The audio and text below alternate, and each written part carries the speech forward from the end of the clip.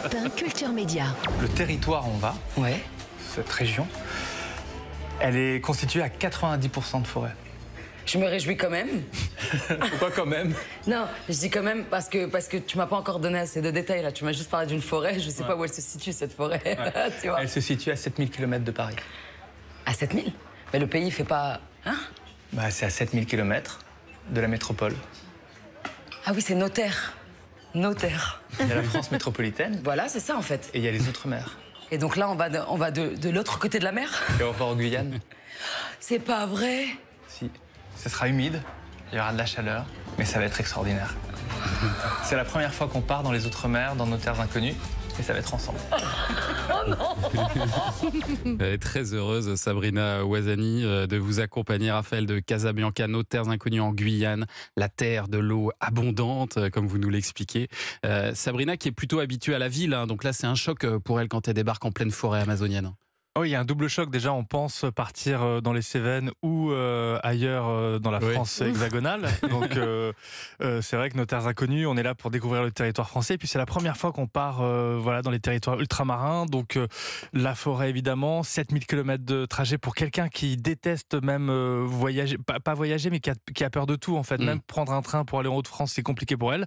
Donc, là, prendre l'avion et se dire qu'on va être dans une zone humide, dans la jungle, loin de tous ses repères, c'était un super challenge, mais elle a l'avantage d'être tellement partante pour tout. Elle a une énergie incroyable, hyper à l'aise, elle a envie de tout prendre, et donc chaque découverte est vraiment une expérience en soi très forte et très profonde. Et elle a une phrase qui résume bien la situation: il y a trop de vie ici. J'ai bien aimé cette phrase, et c'est vrai qu'il y a les nuits en hamac notamment, il faut s'habituer au bruit de la forêt, des animaux et tout ça. Oui, puis en fait on voit, avant de s'endormir, on était là, oui, il faut faire attention, la nuit on met bien des bottes parce qu'il y a quand même des serpents, mais il y avait quand même des mygales énormes qu'on a vu avant de se coucher. C'est vrai que l'atmosphère qui est très prenante, qui est très belle de la jungle amazonienne en Guyane avec tous ces animaux qui n'arrêtent jamais, c'est extrêmement vivant. Alors je le disais, animateur le plus chanceux, Raphaël de Casabianca, parce que c'est quand même fantastique de pouvoir vivre toutes ces aventures à l'autre bout du monde. Après, j'imagine que c'est quand même au prix de quelques sacrifices, parce que ça veut dire aussi être souvent loin de sa famille, par exemple. Alors, quand je présentais chez Pebble, il y avait beaucoup plus de voyages. Maintenant, Rendez-vous en terre inconnue, c'est 2 voyages par an, 3 semaines de tournage pour Rendez-vous, c'est-à-dire la version à l'étranger avec les peuples autochtones, et 1 semaine, 10 jours maximum de voyage en France. Donc, au final, il y a un bon rythme. Après, c'est vrai que c'est des expériences qui sont profondes, qui sont bouleversantes, et notamment pour Rendez-vous, le réatterrir est de temps en temps un tout petit peu compliqué, mais on s'habitue parce qu'on est coupé du monde, on n'a pas de portable, on est à l'écoute des gens 24 heures sur 24, on est vraiment au cœur des hommes, et que on est dans un autre espace et dans un autre temps, tout simplement. Et ça n'arrive jamais d'être déconnecté pendant 3 semaines. Non-stop, et d'être vraiment à l'écoute de l'autre. Et ça, c'est vrai que pour revenir dans un monde très rapide, agile, voilà, c'est plus compliqué. Ça a été l'une des difficultés aussi pour Sabrina Ouazani, d'être privée de son portable comme ça pendant tout ce tournage. Mais ils adorent, en fait, c'est marrant parce qu'ils s'habituent, ils ont même peur de réouvrir le portable. Et c'est un vrai problème. On va continuer à parler de nos terres inconnues diffusées demain soir sur France 3. Ce sera juste après la session de rattrapage de l'excellent Jean-Luc Lemoyne. À tout de suite sur Europe. Culture Média sur Europe 1, Thomas Hill avec votre invité Raphaël de Casabianca pour le prochain Nos terres inconnues. Rendez-vous en Guyane avec la comédienne Sabrina Ouazani. C'est vendredi soir pour bien terminer la semaine en prime sur France 3. Ça représente combien de jours de tournage de partir comme ça dans Nos terres inconnues? Là, Nos terres inconnues, on est parti 8 jours. 8 jours. Parce que c'est assez rare dans la vie de partir, même avec un ami, pendant 8 jours et d'être 24 heures sur 24 ensemble comme vous le faites. J'imagine que vous devez nouer un lien assez fort avec ces célébrités. Est-ce que certains sont même devenus des amis? Oui. Parce qu'en fait, on a l'expérience du temps long à la fois avec les gens qu'on rencontre, à la fois ensemble, parce que je me souviens très bien avec Vianney en Éthiopie, on dormait dehors pendant 15 jours sous les étoiles avec une petite couverture, habillés. Et donc du coup, on passait nos soirées aussi à discuter et à se raconter. Et donc ça crée évidemment des liens. Et c'est une grande chance de pouvoir partager aussi ce quotidien avec eux. Et puis je suis là pour les rassurer parce qu'ils savent jamais ce qui va se passer ni dans la semaine, ni dans l'heure, ni dans la journée. Donc ils sont quand même dans une position assez assez fragiles.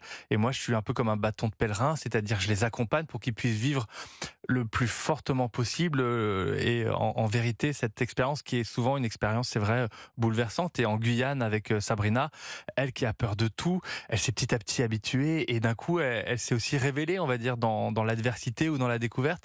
Et ça, c'est un chemin que j'ai la chance de partager avec elle. Est-ce que, à l'inverse, je vous demande pas de nom, hein, évidemment, mais est-ce que, à l'inverse, il n'y a pas des gens avec qui vous avez eu plus de mal à accrocher avec leur personnalité? Franchement, ils sont tellement heureux de partir. Et c'est tellement exceptionnel de partir en rendez-vous en Notaires Inconnus qu'ils sont eux-mêmes déjà dans quelque chose. Ils sont preneurs de tout. Ça peut être difficile parce qu'on en parlait là. Jarry au Groenland, c'est difficile. C'est des conditions difficiles. À Madagascar, il y a le mal de mer. Avec Tomer Sisley qui passera bientôt, on était à 5000 mètres d'altitude. Donc c'est compliqué. Mais une fois que ces petites choses sont dépassées, c'est tellement exceptionnel. C'est le voyage d'une vie. C'est pas reproductible. Vous ressentez pas le côté star? Ah non, ils peuvent pas être stars, ni avec l'équipe, ni avec nous.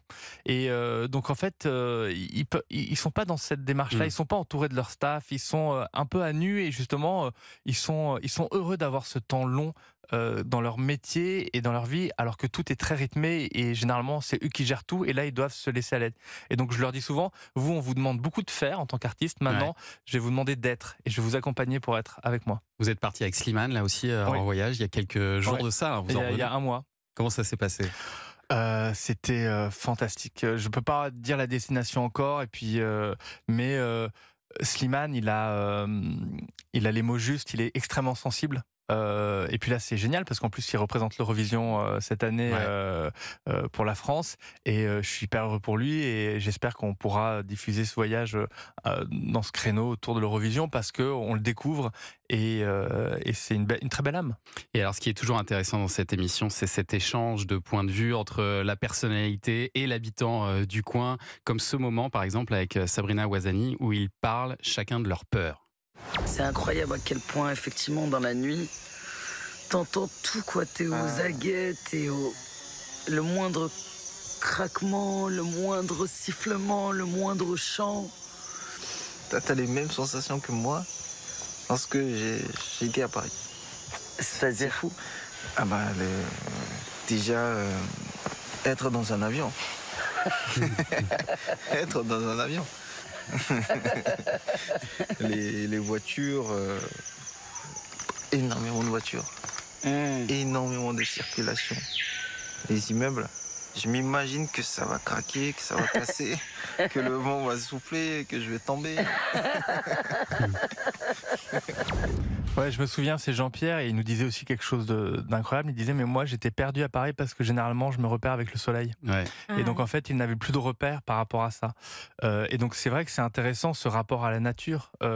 Et c'est ce qui ressort beaucoup en Guyane, c'est que pour la protéger, pour la défendre, il faut la connaître. Et on se rend compte que avec les Guyanais, il y avait un petit garçon trop mignon qui lui, il écoutait les oiseaux et puis il savait les reconnaître, mais pas un, deux. Une dizaine, une vingtaine. Il connaissait son environnement. Et donc forcément, il avait à cœur de le protéger parce qu'il le connaissait. Mais nous, on est un peu déracinés. Donc on n'a pas ce savoir, entre guillemets. Et je pense que plus on se tourne vers la nature, plus on la connaît, plus on l'expérimente, plus on a à cœur de la défendre. Et c'est vraiment, en Guyane, un des messages forts, en plus de la multiculturalité, parce qu'il y a plein d'ethnies différentes, plein de mélanges, plein de métissages. Restez avec nous, Raphaël de Casabianca, vous êtes notre invité pour Notaires Inconnus, de retour sur France 3 vendredi soir en prime. Dans un instant, le journal des médias de Julien Pichenet, on va parler mercato, tiens. Et puis n'oubliez pas votre rendez-vous à 11h avec Pascal Praud.